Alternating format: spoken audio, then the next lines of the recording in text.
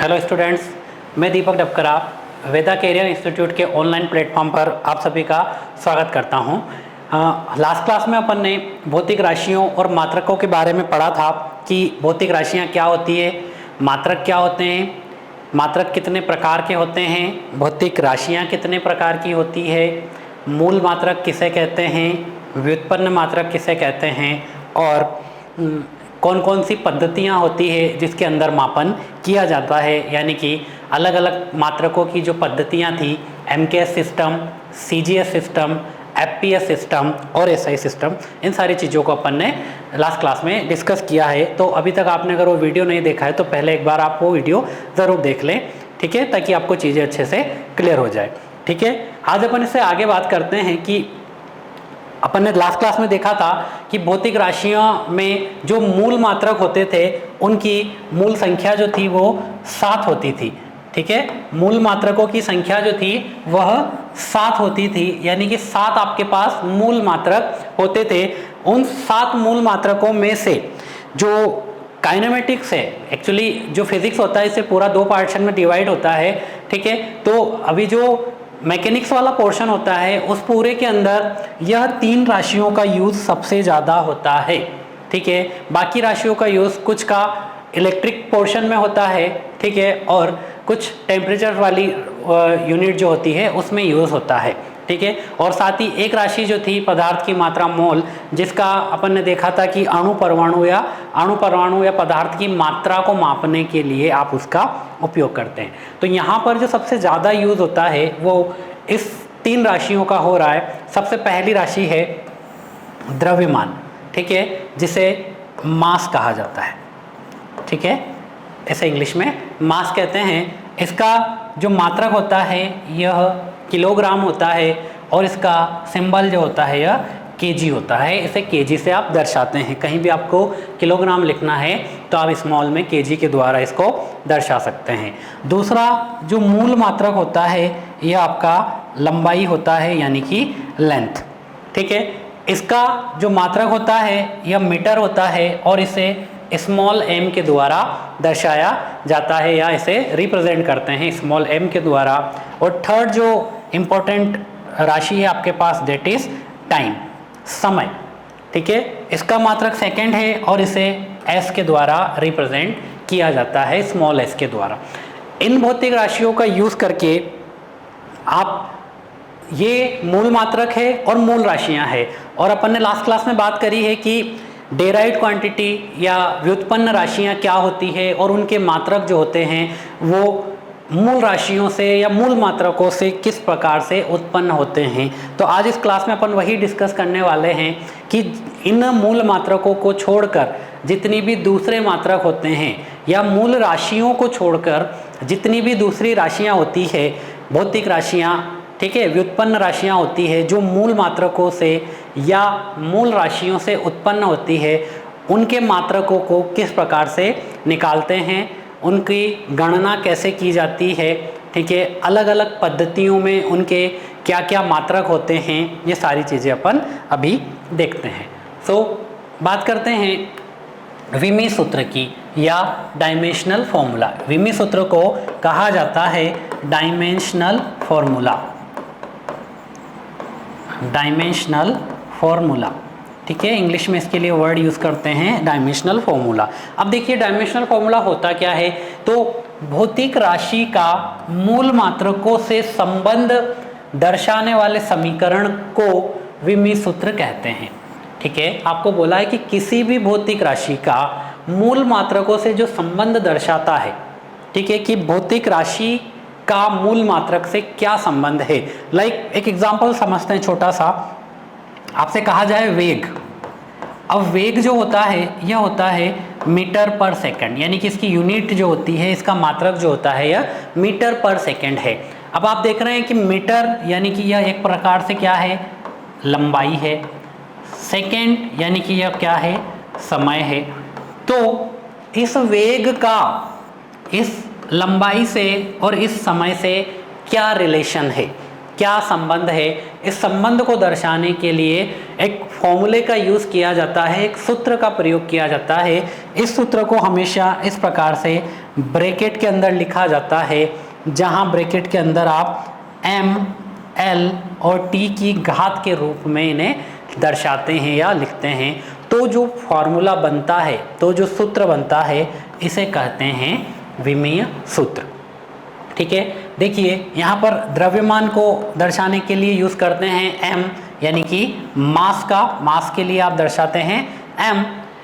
लंबाई को रिप्रेजेंट करने के लिए यूज किया जाता है l, जो कि लेंथ होता है, और टाइम के लिए यूज करते हैं t, यानी कि टाइम। और जो ताप को दर्शाने के लिए यहाँ पर थीटा यूज किया जाता है, जिसका मेजरमेंट जो होता है वह केल्विन में किया जाता है। तो ताप को अगर डायमेंशनल फार्मूला में दर्शाना हो तो थीटा यूज़ किया जाएगा, जो कि टेम्परेचर वाली यूनिट्स के अंदर थीटा से रिलेटेड जो भी मात्रक होंगे उनकी अपन बात करेंगे। अभी अपन जिन मात्रकों की बात कर रहे हैं वो मात्रक मेनली इन तीन चीज़ों पर डिपेंड कर रहे हैं, m पर, l पर और t पर, यानी कि मास, लेंथ और टाइम, द्रव्यमान, लंबाई और समय पर। तो देखते हैं कुछ भौतिक राशियों के एग्जाम्पल से कि उनका अलग अलग पद्धतियों में मात्रक क्या होते हैं, इन मूल मात्रकों की सहायता से उन्हें कैसे ज्ञात करते हैं और किस प्रकार से उसका विमीय सूत्र आप निकाल सकते हैं। ठीक है, तो कुछ मूल राशियां और उनके मात्रक बात कर रहे हैं अपन, कुछ मूल राशियों की और उनके मात्रकों से संबंधित। तो आपकी भौतिक राशि है, यहाँ पर जो क्षेत्रफल है यह क्या है, यह एक प्रकार की भौतिक राशि है। ठीक है, तो अब देखिए ये जो है ये मूल राशियां नहीं है, एक्चुअली व्युत्पन्न राशियां हैं। सारी राशियां क्या है, व्युत्पन्न राशियां है, क्योंकि ये सब क्या होगी, ऐसी राशियां जो मूल राशियों से उत्पन्न होती है। ठीक है, ऐसी राशियां जो मूल राशियों से उत्पन्न होती है। क्षेत्रफल यानी कि इसे कहा जाता है एरिया। एरिया की बात करते हैं तो एरिया जो होता है यह लंबाई इंटू चौड़ाई होता है। अब लंबाई इंटू चौड़ाई आपको पता है कि यह एक आयत का क्षेत्रफल होता है। किसका होता है, आयत का। ठीक है, यह इसकी लंबाई होती है और यह इसकी चौड़ाई होती है, और लंबाई में आप चौड़ाई का मल्टीप्लाई करते हैं, गुणा करते हैं, तो इसका क्षेत्रफल निकल के आता है। तो अगर लंबाई की यूनिट की बात करते हैं तो लंबाई को आप मीटर में मेज़र करते हैं, और चौड़ाई की बात करते हैं तो चौड़ाई को भी आप मीटर में मेज़र करते हैं। ठीक है, तो अगर इस दोनों को मीटर का मल्टीप्लाई कर दिया जाए तो यह बनता है मीटर का स्क्वायर, मीटर का वर्ग, यानी कि यह क्या है, यह इसका MKS पद्धति में मात्रक है। क्योंकि लंबाई को मीटर में कौन सी पद्धति में नापा जाता है, लंबाई को मीटर में MKS पद्धति में नापा जाता है, और यहाँ पर द्रव्यमान और समय तो है नहीं, इसलिए अगर लंबाई को मीटर में MKS पद्धति में नापा जाता है तो मीटर स्क्वायर जो है यह क्या हो जाएगा, इसका MKS पद्धति का जो मात्रक है वह क्या होगा, मीटर स्क्वायर। अब अगेन अगर मैं बात करता हूँ CGS पद्धति की, तो लंबाई को CGS पद्धति में आप नापते हैं सेंटीमीटर में। CGS पद्धति में लंबाई को नापा जाता है सेंटीमीटर में, यानी कि यहाँ पर लंबाई क्या हो जाएगी, सेंटीमीटर, और चौड़ाई भी किस में नापेंगे, सेंटीमीटर में। तो यह क्या बन जाएगा, सेंटीमीटर का वर्ग। तो सेंटीमीटर स्क्वायर कौन सा मात्रक हो जाएगा, इसका CGS मात्रक, और मीटर स्क्वायर इसका कौन सा मात्रक हो जाएगा, MKS मात्रक। ठीक है, तो यह दो प्रकार के इसके मात्रक हो गए। अब इसके अगर विमीय सूत्र की बात करते हैं तो देखिए यहाँ पर आपने देखा कि यह लंबाई है और चौड़ाई भी एक प्रकार की लंबाई है, यानी कि यहाँ पर लंबाई इंटू लंबाई, लंबाई का स्क्वायर बन रहा है। तो इसका विमीय सूत्र क्या हो जाएगा, L स्क्वायर। बाकी की दो चीज़ें यहाँ पर अब्सेंट है, यानी कि मास यहाँ पर नहीं है और टाइम यहाँ पर नहीं है, तो इसका विमीय सूत्र क्या बन जाएगा, M0 L2 T0। ठीक है, या फिर इसको आप इस प्रकार से भी लिख सकते हैं L2। तो यह इसका विमीय सूत्र हो जाएगा। अब अगर किसी के माइंड में डाउट आ रहा हो कि सर क्षेत्रफल आपने जैसा बताया था कि ये तो आयत का फॉर्मूला है, अगर मेरे सामने वृत्त आ जाए तो भी क्या फॉर्मूला यही रहेगा क्या, तो भी मात्रक जो होंगे वो MKS पद्धति और CGS पद्धति में यही रहेंगे। तो देखते हैं, देखो मान लो आपका सर्कल है, ठीक है, यह आपका एक सर्कल है ये इसकी त्रिज्या हो जाएगी r। एक सर्कल है, इसकी त्रिज्या है r, ठीक है, सर्कल की त्रिज्या हो गई r। अगर मैं इसका क्षेत्रफल की बात करता हूँ तो इसका क्षेत्रफल होता है पाई इंटू आर स्क्वायर, ठीक है, इस सर्कल का, वृत्त का, ठीक है, यह क्या है, एक वृत्त है, यानी कि आपने इस बार आयत की जगह एक वृत्त ले लिया। तो पाई क्या है, आपको पता है कि पाई की वैल्यू कांस्टेंट होती है 22/7 या 3.14। तो ये तो हमेशा कांस्टेंट है, यानी कि कांस्टेंट का कोई मात्रक नहीं होता, तो इस पाई का तो कोई मात्रक नहीं होगा। बट अब आप आर स्क्वायर को देखेंगे तो आर को आप क्या लिख सकते हैं, आर स्क्वायर को एक तरीके से ये क्या लिखा है, आर इंटू आर, और आर को आप किस में नापते हैं, मीटर में, और अगले आर को भी किस में नापेंगे, मीटर में। तो इसका भी फॉर्मूला क्या बन जाएगा, मीटर का स्क्वायर, यानी कि इसका भी जो एमकेएस पद्धति में मात्रक होगा वह सेम होगा।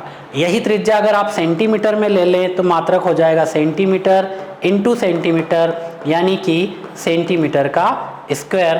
तो सीजीएस पद्धति में इसका अगेन मात्रक वही होगा, सेंटीमीटर का स्क्वायर। तो कोई भी राशि हो, यानी कि कोई भी आकृति हो, अगर आपने क्षेत्रफल निकाला है, एरिया निकाला है, तो उसका जो सूत्र होगा वह हमेशा मीटर स्क्वायर ही रहेगा, ठीक है। चीज़ें क्लियर हो रही है सबको। देखते हैं आगे, अगली भौतिक राशि की बात करते हैं, ठीक है।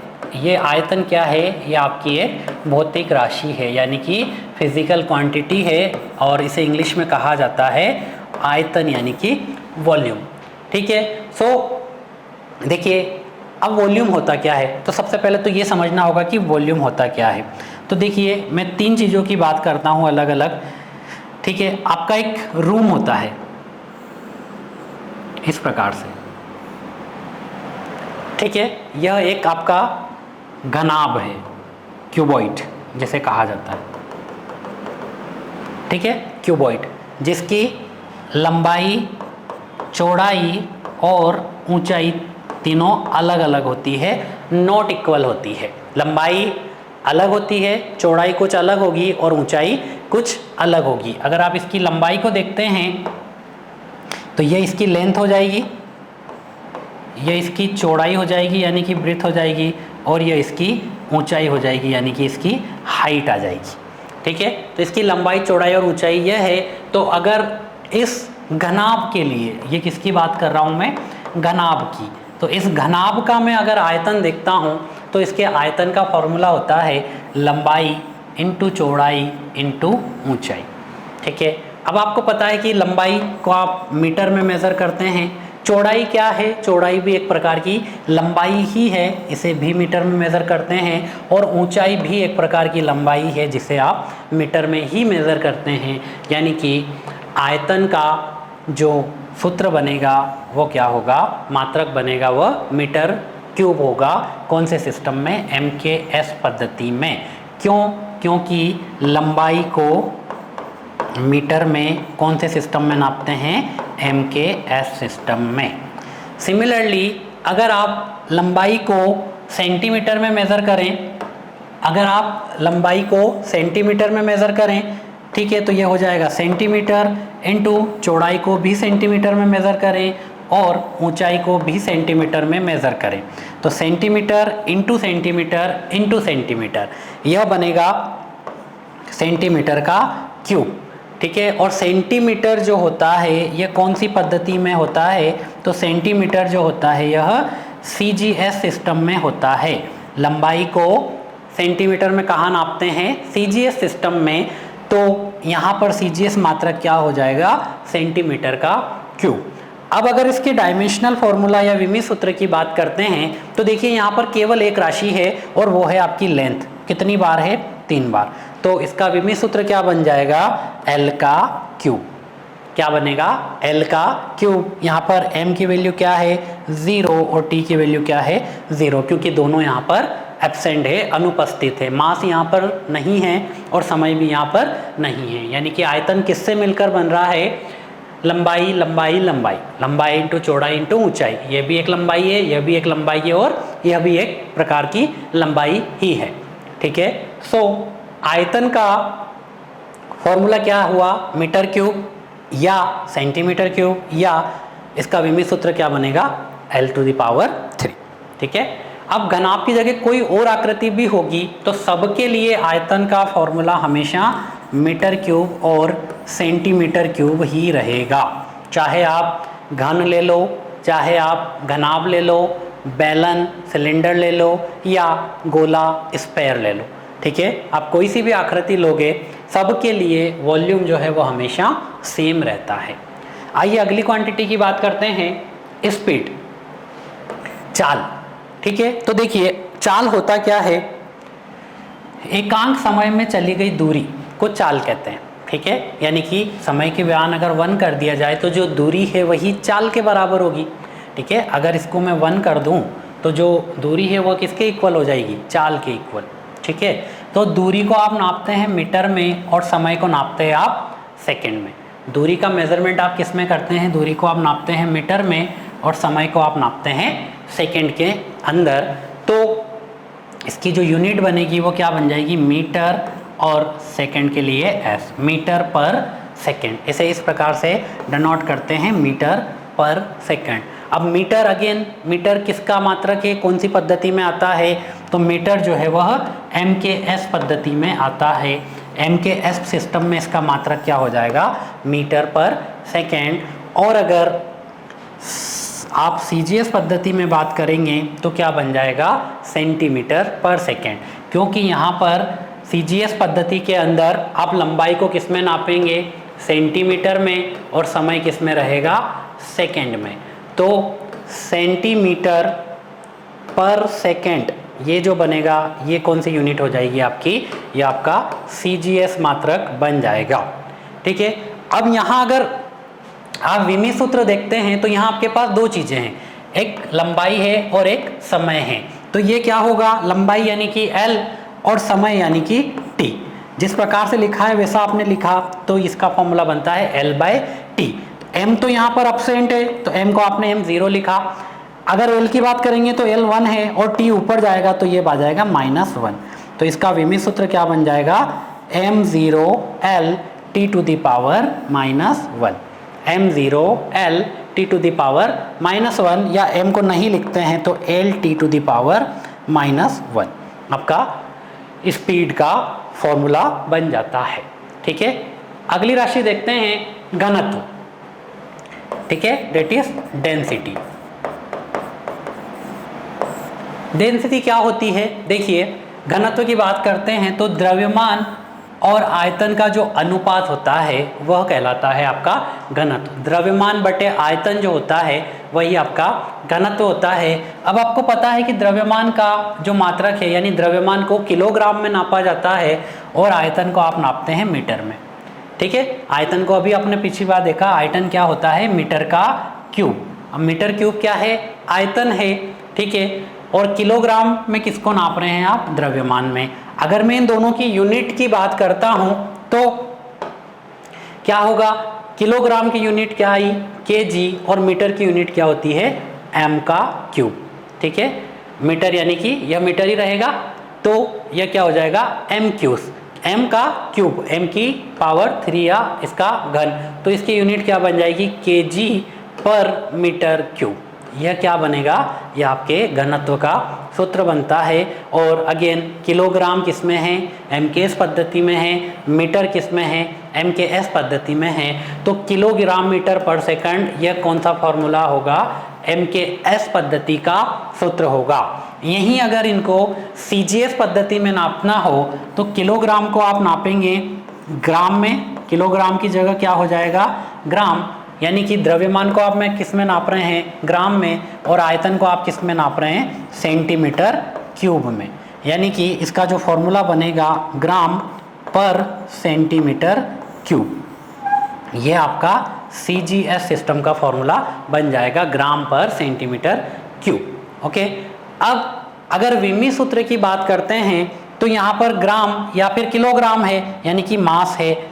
लेंथ की बात करते हैं तो नीचे पावर में 3 आ रहा है, ऊपर जाकर क्या हो जाएगा, -3 हो जाएगा। और t यहाँ पर एब्सेंट है तो t की वैल्यू क्या होगी, 0। तो इसका विमी सूत्र जो है ये दिख रहा है आपको, m L to the power -3 और T टू दी पावर 0, यह इसका विमीय सूत्र बन जाएगा। ठीक है, तो इसका विमीय सूत्र क्या हो जाएगा, L टू दी पावर -3 और T टू दी पावर 0। कुछ और राशियों को देखते हैं। नेक्स्ट है त्वरण। ठीक है, यानी कि एक्सेलरेशन, त्वरण या एक्सेलरेशन। अब त्वरण की अगर बात करते हैं तो त्वरण होता है वेग परिवर्तन की दर। ठीक है, त्वरण क्या होता है, वेग परिवर्तन की दर को त्वरण कहते हैं। अब वेग है तो वेग क्या है, वेग एक प्रकार की वेलोसिटी ही होती है, मतलब वेग एक प्रकार की चाल होती है, विस्थापन बटे समय। ठीक है, वेग क्या होता है, अगर मैं वेग की बात करता हूँ तो वेग होता है विस्थापन बटे समय, डिस्प्लेसमेंट अपॉन टाइम। तो विस्थापन को आप मीटर में मेज़र करते हैं और समय को आप सेकंड में मेज़र करते हैं। तो इसकी यूनिट की बात करेंगे तो इसकी यूनिट हो जाएगी मीटर पर सेकंड, और समय की अगर बात करता हूँ तो समय की यूनिट यहाँ पर अगेन क्या होगी, सेकंड होगी। ठीक है, तो इसका फॉर्मूला क्या बन जाएगा, मीटर प्रति सेकंड का स्क्वायर, m पर s स्क्वायर, मीटर प्रति सेकंड का स्क्वायर। कौन सी पद्धति हो जाएगी, m के s पद्धति में। ठीक है, वहीं अगर CGS पद्धति की बात करते हैं तो विस्थापन को आप नापेंगे सेंटीमीटर में और समय को आप नापेंगे सेकंड में। तो वेग की यूनिट होगी सेंटीमीटर पर सेकंड और नीचे एक सेकंड आ जाएगा, तो ये बन जाएगा सेंटीमीटर पर सेकंड स्क्वायर, जो कौन सा मात्रक होगा, आपका CGS पद्धति का मात्रक होगा, यानी कि CGS मात्रक होगा। ठीक है, तो यहाँ पर आपके पास देखिए मास का यूज नहीं हो रहा है, द्रव्यमान नहीं है, तो m क्या हो जाएगा, 0 हो जाएगा। लंबाई की बात करते हैं, L आपको एक बार दिख रहा है तो यह क्या हो जाएगा, L, और T2 दो बार है तो -2, क्योंकि यह नीचे की तरफ है, तो LT -2 यह आपका डायमेंशनल फॉर्मूला बन जाएगा। किसके लिए, त्वरण के लिए या एक्सेलरेशन के लिए। अगर आपसे मंदन कहा जाए तो मंदन का भी सूत्र यही होता है, यानी कि रिटार्डेशन के लिए कहा जाए तो उसका भी डायमेंशनल फॉर्मूला यही होता है। ओके, अगली क्वांटिटी की तरफ देखते हैं। अगली राशि है बल। यह बहुत इम्पॉर्टेंट है क्योंकि बहुत मात्रकों में, बहुत सारी राशियों में इस चीज़ का यूज़ होता है। बल का उपयोग बहुत जगह किया जाता है, तो आपको इसका मात्रक याद करना है और साथ ही इसका डायमेंशनल फॉर्मूला भी, ताकि आप दूसरे मात्रकों को इजीली निकाल सकें। तो देखिए बल क्या होता है, तो बल सिंपल सा द्रव्यमान इनटू त्वरण होता है। यह न्यूटन के सेकंड लॉ से निकल के आता है, जो कि अपन आगे पढ़ेंगे, F बराबर m इंटू ए। ठीक है, द्रव्यमान इंटू त्वरण। अब आपको पता है कि द्रव्यमान का मेजरमेंट किलोग्राम में किया जाता है और त्वरण जैसा कि अभी जस्ट इसी के पीछे अपन ने देखा है, मीटर पर सेकेंड स्क्वायर। तो इसकी यूनिट क्या बन जाएगी, किलोग्राम मीटर पर सेकेंड स्क्वायर। ठीक है, और इसी किलोग्राम मीटर पर सेकेंड स्क्वायर को कहा जाता है न्यूटन, और इसे डिनोट किया जाता है कैपिटल N से। ठीक है, किससे डिनोट किया जाता है इसको, कैपिटल N से। अगर CGS पद्धति में बात करें, क्योंकि ये सब किसके मात्रक हो गए, ये आपका M के S मात्रक हो जाएगा, किलोग्राम मीटर और सेकेंड, kg।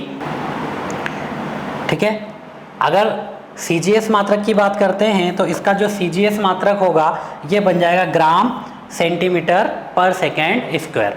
ठीक है, तो क्योंकि CGS मात्रक में मास को ग्राम में, लंबाई को सेंटीमीटर में और समय को सेकंड में कहा जाता है, तो CGS मात्रक ग्राम सेंटीमीटर पर सेकंड स्क्वायर हो जाएगा, या इसे कहा जाता है डाइन। ठीक है, CGS मात्रक क्या होता है इसका, डाइन। ओके, और अगर मैं MKS मात्रक की बात करूं तो जैसा आपको बताया, इसका MKS मात्रक न्यूटन होता है और इसका CGS मात्रक डाइन होता है। ठीक है, अगर इन दोनों में रिलेशन की बात करते हैं तो 1 न्यूटन इक्वल्स टू 10⁵ डाइन के इक्वल होता है। डाइन एक छोटी क्वांटिटी है। ठीक है, तो 1 न्यूटन इक्वल्स टू 10⁵ डाइन के बराबर होता है। अब अगर इसके विमीय सूत्र की बात करते हैं तो देखिए किलोग्राम यानी कि m, मीटर यानी कि L, अपॉन में क्या आएगा, T की पावर -2। तो इसका विमीय सूत्र क्या बन जाएगा, mLT -2। यह बहुत ही इम्पोर्टेंट विमी सूत्र है और ये बहुत इंपॉर्टेंट भौतिक राशि है जिसका बहुत सारी जगह पर यूज़ होता है, तो आप इसको याद कर लीजिए, इसकी बहुत जगह ज़रूरत पड़ेगी। और अगर आपको बल का विमी सूत्र और फार्मूला याद होगा तो आप इसको डायरेक्टली अप्लाई कर सकते हैं, हर बार आपको इसको निकालना नहीं होगा। तो आप इसको एक बार अच्छे से याद कर लीजिए। ओके, अगली राशि की तरफ देखते हैं, डेट इज वर्क या कार्य। देखिए, कार्य की बात करते हैं तो कार्य होता है बल इंटू विस्थापन। कार्य क्या होता है? बल इंटू विस्थापन। जैसा कि मैंने आपको कहा है कि डायमेंशनल फॉर्मूला आपको हर जगह काम आएगा बल का। तो जैसे कार्य की बात कर रहे हैं तो कार्य क्या हुआ? बल इंटू विस्थापन। अब अगर आपको बल का मात्रक याद है कि न्यूटन होता है, तो केवल आपको मीटर का ही इसमें मल्टीप्लाई करना है। तो इसका मात्रक क्या बनता है? इसका मात्रक होता है न्यूटन इंटू मीटर। यह भी किसका मात्रक होता है? और इसे ही कहा जाता है जूल। न्यूटन इंटू मीटर को ही आप क्या कहते हैं? इसे ही जूल कहा जाता है। ठीक है, यह आपका MKS पद्धति का मात्रक होता है। ठीक है, और अगर CGS पद्धति की बात करते हैं तो अभी बताया था कि फोर्स को डाइन में नापा जाता है और लंबाई को सेंटीमीटर में, तो डाइन सेंटीमीटर। ठीक है, और ये किसके इक्वल होता है? यह एक अर्ग के इक्वल होता है। ठीक है, तो इसका जो मात्रक होगा ये या तो जूल होता है या फिर अर्ग होता है। और अगर इन दोनों के रिलेशन की बात करते हैं तो 1 जूल इक्वल्स टू 10⁻7 अर्ग के इक्वल होता है। 1 जूल इक्वल्स टू 10⁻7 अर्ग के इक्वल होता है। अब जैसा अभी मैंने आपको बताया था कि अगर आपको बल का विमी सूत्र याद है जो कि MLT-2 होता है, तो आपको क्या करना है? केवल विस्थापन के विमी सूत्र का इसमें मल्टीप्लाई करना है। तो ये बन जाएगा ML2T-2। तो कार्य का जो विमी सूत्र होगा वह क्या हो जाएगा? ML2T⁻², ML⁻2T⁻²। अगली राशि की बात करते हैं, यह होती है पावर या शक्ति। ठीक है, तो शक्ति यह होता है कार्य करने की दर, यानी कि कार्य बटे समय। ठीक है, तो कार्य का मात्रक अभी आपने देखा है जूल है और समय का मात्रक सेकेंड होता है, यानी कि इसकी जो यूनिट होती है यह होगी जूल पर सेकेंड। क्या होता है? जूल पर सेकेंड, और इसी को कहा जाता है वॉट। जूल पर सेकेंड को क्या कहते हैं? वॉट कहते हैं MKS पद्धति में। ठीक है, और अगर CGS पद्धति में बात करें तो यह होता है अर्ग पर सेकेंड। CGS पद्धति में इसका मात्रक होता है अर्ग पर सेकेंड, और MKS पद्धति में इसका मात्रक होता है जूल पर सेकेंड।